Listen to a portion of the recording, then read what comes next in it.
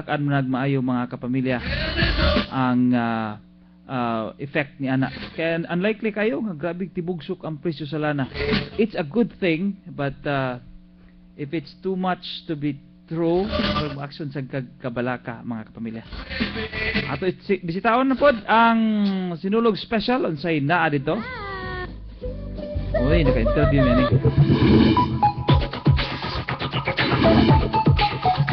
Mga kapamilya, let's take a glimpse unsa ang mga pagpangandam nga gibuhat sa atong mga contingents para sa Sinulog sa Kabataan sa Dakbayan ug Sinulog sa Kabataan sa Lalawigan.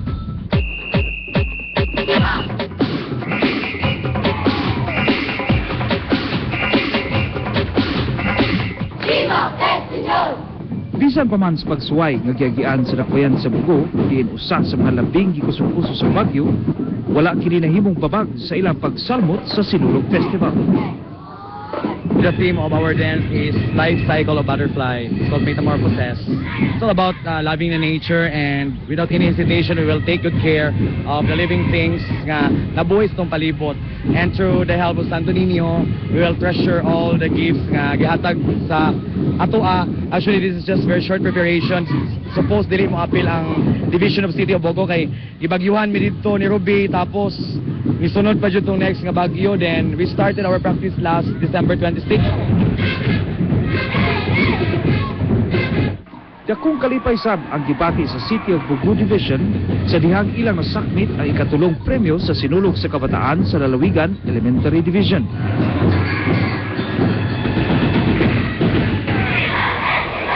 Gipakita sab sa Apas National High School ang ilang pagka-resourceful. Aron makasave, gipinturahan og usab sa grupo ang ilang mga props kaniadto aron magamit karon tuiga. Dili gyud masukod ang kalipay sa Apas National High School sa diyang ilang nasakmit ang Best in Costume o second place sa street dancing competition.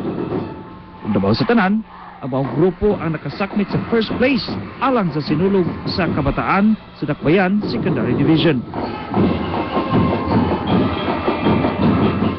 Hindi kayo feeling kay unexpected kayo kay ang 7 ka contingent ato nga time kay puro ligon, and then puro gid mga nindot, so wala mi nag-expect na muwin pa mi mo champion gud ni.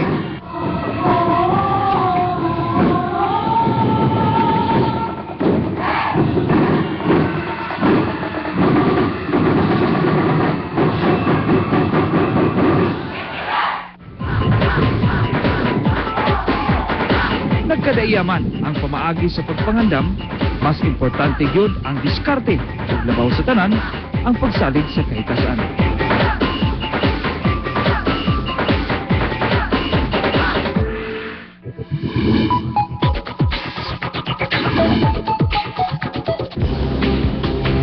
Few days before the Sinulog to Mato siya mga kapamilya ang gamay nga glimpse